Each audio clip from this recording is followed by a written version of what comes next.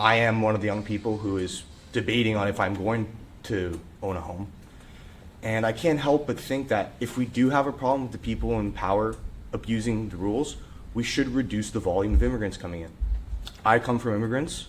My grandmother's in a nursing home right now, and it took her like, I think 2-3 years to get on the wait list to get into a nursing home. Somebody who built this country. And again, not attacking immigrants exactly for who they are, but just talking about the temporary foreign workers program, like, I mean, come on, guys. Right. So my question to you is, will the Conservative Party push harder on the international mobility program? Okay, so there is no way to fix the immigration system without addressing the international mobility program. You're correct. So if we're going to bring the volume of new people coming into our country down, we have to address that program. So when I say to you that part of how we restore the North is getting immigration levels down to an actual sustainable number, it is acknowledging that you are correct. The international mobility program needs to be reformed. Full stop. There's no debate there between us on that.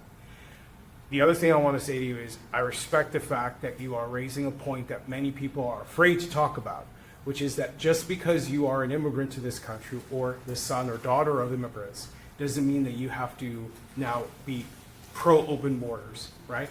I'm also the son of an immigrant. My father came here from Kenya in the 1980s.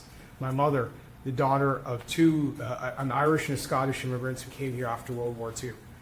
I have immigration in my background. I'm also unapologetic. We are the only people that we have. This is the only nation that we have. I've been to where my father's from. I've been to where my grandmother is from. I'm not from there. I don't belong there. This is my country.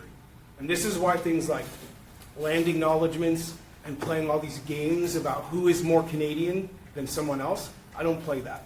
And that's exactly why, because this is my country. I belong here. Every citizen of this country belongs here. And that is what we are fighting for when we say we deserve a government that puts the Canadian people first. So I understand where you're coming from, and I get what you mean. The only thing I'm going to add and ask you to think about as we move forward in trying to advance toward a finish line that gets us back to a better immigration system is that we have to acknowledge it is complicated. And it's going to take thinking about how we pull the different pieces of the Jenga tower out without disrupting things to a point where now our quality of life gets worse because we've been too disrupted.